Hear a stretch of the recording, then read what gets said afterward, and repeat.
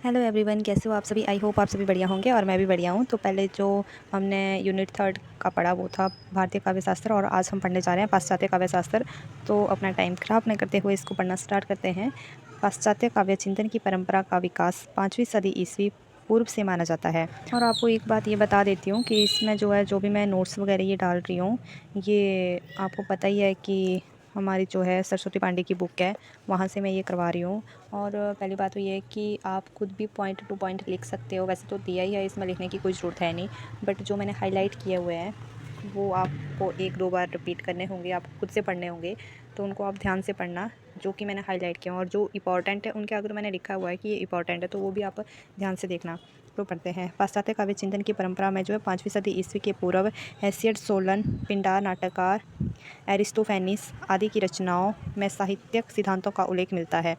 एक व्यवस्थित शास्त्र के रूप में पाश्चात्य साहित्यालोचन की पहली झलक प्लेटो, जिनका समय जो है 427 से 347 ईसा पूर्व है, तो इनकी पहली झलक में इयोन नामक संवाद में मिलती है। तो प्लेटो का नीचे जीवन परिचय दिया गया है, कि जीवन के बारे में थोड़ा बताया गया है कि इनका जन्म और मृत्यु, जन्म इनका जो है 427 का हुआ है और मृत्यु जो है 347 है। ठीक है।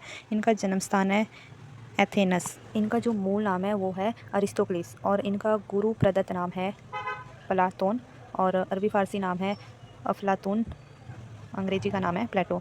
तो आप देख सकते हो इनके नाम भी देखो कितने अजीब अजीब है। ठीक है। और ये एक बार पढ़ने से तो हमारे माइंड में नहीं बैठेंगे, हम 1-2 बार रिपीट ये करना ही पड़ेंगे। ठीक है। तो प्लेटो जो है प्रत्ययवादी या आदर्शवादी दार्शनिक थे। इनके दर्शन के मुख्य विषय निम्नलिखित है: प्रत्यय सिद्धांत, आदर्श राज्य, आत्मा की अमरत्व सिद्धि, सृष्टि शास्त्र, ज्ञान मीमांसा। ये भी इंपॉर्टेंट है। प्लेटो जो है प्रत्ययवादी या आत्मवादी दार्शनिक थे। प्लेटो के प्रत्यय सिद्धांत के अनुसार प्रत्यय या विचार ही चरम सत्य है, वह शाश्वत और अखंड है तथा ईश्वर उनका सृष्टि है। यह वस्तु जगत प्रत्यय का अनुकरण है तथा कला जगत वस्तु जगत का अनुकरण है। इस प्रकार कला जगत अनुकरण का अनुकरण होना ही सत्य से 3 गुना दूर है, क्योंकि अनुकरण असत्य होता है, अर्थात विचार या प्रत्यय, वस्तु जगत और कला जगत। प्लेटो ने यूनानी शब्द मिमेसिक अर्थात अनुकरण का प्रयोग अपकर्षी अर्थ में किया। उनके अनुसार अनुकरण में मिथ्यात्व रहना है, जो हेय है। कला की अनुकरण मूलकता की उद्भावना का श्रेय प्लेटो को दिया जाता है। वास्तव में प्लेटो ने अनुकरण की मिथ्या तत्व का आरोप लगातार कलागत सृजनशीलता की अवहेलना की। प्लेटो आदर्श राज्य से कवि या साहित्यकार के निष्कर्षण की वकालत करता है, क्योंकि कवि सत्य के अनुकरण का अनुकरण करता है, जो सत्य से त्रिधा अपेत है। तो ये मुझे बहुत ही इंपॉर्टेंट लगता है कि कवि सत्य के अनुकरण का अनुकरण करता है। ये किसने कहा है? प्लेटो ने। ठीक है। प्लेटो के महत्वपूर्ण रचनाएं हैं, जो प्लेटो की महत्वपूर्ण रचनाएं वो है इयोन, क्रांतिलुस, गोर्गियास, फेदरुस, फिलेबुस, विचार गोष्ठी, गणतंत्र, लॉस। तो इनकी ये 8 रचनाएं हैं। प्लेटो ने अपने इयोन नामक संवाद में काव्य सृजन प्रक्रिया का काव्य हेतु की चर्चा की है। इसमें ईश्वरीय उन्माद को काव्य हेतु स्वीकार किया है। प्लेटो के अनुसार कवि काव्य सृजन देवी शक्तियों से प्रेरित होकर करता है। काव्य हेतु को प्लेटो ने म्यूजेज संज्ञा से अभिहित किया है। प्लेटो ने काव्य के 3 प्रमुख वेद स्वीकार किया है: अनुकरणात्मक, जो कि प्रहसन और दुखांत नाटक है; वर्णनात्मक, जो कि डिथिरैव प्रगीत है; मिश्र, जो कि महाकाव्य है। प्लेटो के प्रगीत में 3 अंग माने जाते हैं: शब्द, माधुर्य, लय। प्लेटो ने कला को आग्रह माना है, जिसके 2 आधार हैं: दर्शन और प्रयोजन। कला के मूल्य के संदर्भ में प्लेटो का दृष्टिकोण उपयोगितावादी या नैतिकतावादी था।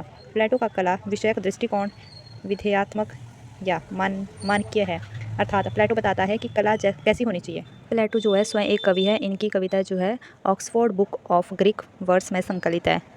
इनकी कविता कहाँ संकलित है? Oxford book of Greek verse में संकलित है। प्लेटो ने रिपब्लिक में लिखा है, दास्ता मृत्यु से भी भयावह है। तो ये हमारा प्लेटो के बारे में है। इन्होंने रिपब्लिक में क्या लिखा है कि दास्ता मृत्यु से भी भयावह है। और जो जहाँ इन्होंने अपनी कविताएं लिखी है वो है Oxford book of Greek verse में इन्होंने अपनी जो है वो लिखी है कविताएं। और इनकी रचनाएं कौन कौन सी है वो भी हमने देखी। इसके बाद हमने प्लेटो के अंग देखे, कला का देखा इनका, और कवि सत्य के अनुकरण का सत्य करता है। ठीक है। इन्होंने ज़्यादा जोर जो है अनुकरण में दिया है, मतलब। ठीक है। और ये जो है प्रत्ययवादी और आत्मवादी दार्शनिक है। अब हम पढ़ेंगे अरस्तु के बारे में। तो अरस्तु का मूल यूनानी नाम जो था वो था अरिस्टोतिलेस था। ठीक है। और इनके बारे में, इनका जन्म जो है 384 ईसा पूर्व में हुआ था और मृत्यु 322 में हुई थी। इनका जहाँ जन्म हुआ था वो था मकदुनिया, और पत्नी थी इनकी बिथियास। शिष्य किसके थे? प्लेटो के शिष्य थे, और गुरु थे ये सिकंदर के। मतलब जो प्लेटो थे उनके शिष्य अरस्तु थे और अरस्तु के गुरु प्लेटो थे और सिकंदर के अरस्तु गुरु थे। ठीक है, सिकंदर के गुरु कौन थे? अरस्तु। तो अरस्तु ने पूर्व ज्ञान की परिभाषा दी थी, ज्ञान की सभी शाखाओं में अबाध गति। अरस्तु के ग्रंथों की संख्या 400 बताई जाती है, जिसमें सर्वप्रथम 3 है।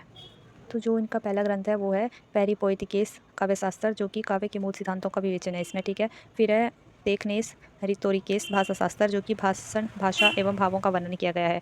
और तीसरा है वसीयतनामा, दास प्रथा से मुक्ति का प्रथम घोषणा पत्र है। अरस्तु कृति वसीयतनामा को इतिहास में दास प्रथा से मुक्ति का प्रथम घोषणा पत्र माना जाता है, क्योंकि वसीयतनामा के द्वारा इन्होंने अपने सभी दासों को दासता से मुक्त कर दिया था। अरस्तु ने पेरिपोइटिकेस की रचना अनुमानत 330 ईसा पूर्व के आसपास की है। इस कृति के बारे में नीचे बताया गया है। यूनानी नाम मूलतः जो है पेरिपोइटिकेस। अध्याय कितने हैं इसमें? 26 व 50 पृष्ठ है। प्रथम अंग्रेजी अनुवादक व अनुवाद टी विस्टैनी ऑन पोइटिक्स, जो कि 1780 में इसका अनुवाद किया था। विंस्टैली ऑन पोइटिक्स। ओके, अरस्तु ने किसी वस्तु को ठीक से समझने के लिए जो है घड़ा निर्माण की प्रक्रिया के उदाहरण द्वारा 4 बातों पर ध्यान देना आवश्यक बताया है, जिसे निम्न ढंग से दर्शाया गया है। प्रयोजन, जो कि जल है। ठीक है, जल माना गया है। ठीक है, उपादानकरण, जो मिट्टी है। निमित्तकरण, जो कुम्हार या चाक होता है जो कि घड़ा बनाता है। तत्व, घड़ा। अरस्तु के काव्यशास्त्र में अध्याय अनुसार निरूपित विषयों की तालिका इस प्रकार है।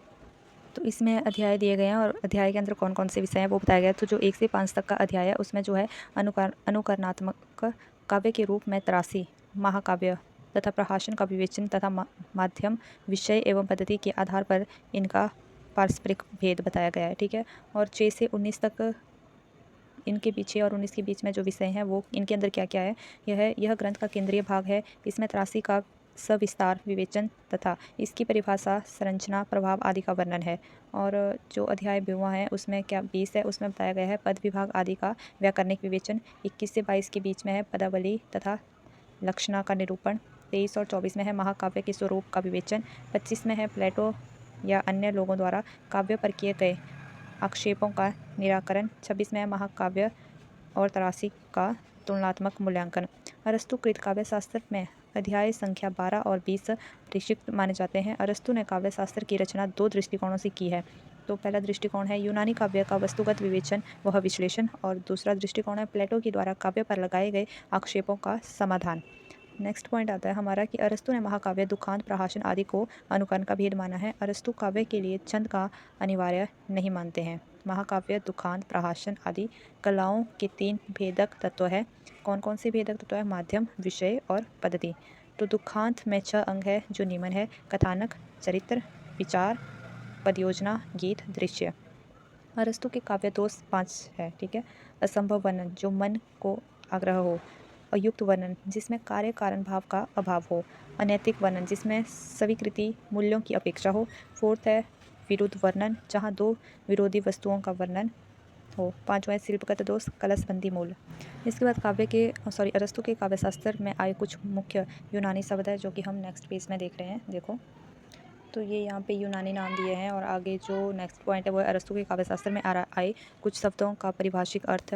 तो जो इंपॉर्टेंट है वो हम यहाँ देखेंगे, जैसे कि दुखांत है, ये ऊपर है ना यूनानी शब्द, ये पढ़ लेना आप खुद से।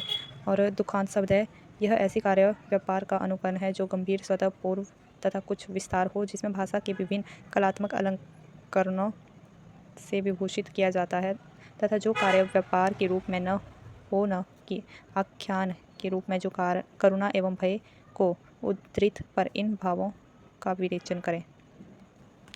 और सेकंड है इसका स्थिति विपर्याय।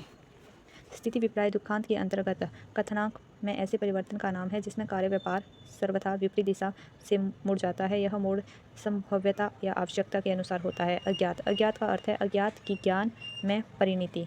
यह दुखांत के अंतर्गत कथानक के पात्रों के मन में प्रेम या घृणा उत्पन्न करती है, जो पात्रों के सौभाग्य या दुर्भाग्य का कारण बनती है। इसके बाद आता है हमारा प्राकृतिक। अरस्तु के कुल इसमें 6 अर्थ मिलते हैं। यह गति का कारण या साधन है। इसका अर्थ विषय या वस्तु भी होता है। यह तत्व का भी पर्याय है। आकृति या रूप का नाम प्राकृति है। विकास प्रक्रिया को प्राकृति कहते हैं। घटक को भी प्राकृति कहते हैं। बुचर के अनुसार प्राकृतिक वस्तु का यह आंतरिक धर्म है जो विश्व के सृजनात्मक शक्ति है। कला प्राकृत का अनुकरण है। अनुकरण वस्तु की उन्नत रूपांतरण ही अनुकरण है। अतः अनुकरण के 3 अर्थ हैं। जो वस्तुएं थी या है, उनमें जैसा कहा या माना जाता है, उन्हें जैसा होना चाहिए। नेक्स्ट आता है चरित्र, जिसके अंतर्गत सभी विशिष्ट नैतिक गुण या स्थायी चित्तवृत्तियाँ आती है, वह चरित्र है। भाव अनुभूति या संवेदना की मनोदशा का नाम है। कार्य व्यापार, जो आंतरिक कार्यों को बोधी करता हो, वह कार्य व्यापार है। विरेचन, यह भारतीय चित्तशास्त्र की परिभाषिक शब्द है। विरेचन मूल निष्कर्षण द्वारा शरीर शोधन की अन्यतम प्रक्रिया का नाम है। कला के क्षेत्र में विरेचन करुणा एवं भय को निष्कासित कर भावात्मक विश्रांति या भावात्मक परिष्कार करती है। इसके बाद आता है अरस्तु प्रथम काव्यशास्त्र है, जिन्होंने उपयोगी कला और ललित कला का भेद स्पष्ट किया तथा ललित कला को स्वतंत्र घोषित किया। अरस्तु ने लिखा है, कार्य व्यापार में निरत मनुष्य अनुकरण का विषय है। बुचर के अनुसार अरस्तु का अनुकरण का अर्थ है सादृश्य विधान, अर्थात मूल का पुनरुत्पादन, सांकेतिक उल्लेख नहीं। नेक्स्ट हमारे राइटर आते हैं लॉन्जाइनस, जो कि हमारे सिलेबस में नहीं है, बट इससे जो है पेपर में क्वेश्चन पूछे जाते हैं। तो इनका मूल यूनानी नाम है लॉन्गिनुस। तो नाम भी बड़े अजीब अजीब है यार। लॉन्गिनुस का समय ईसा पूर्व का प्रथम या तृतीय शताब्दी माना जाता है।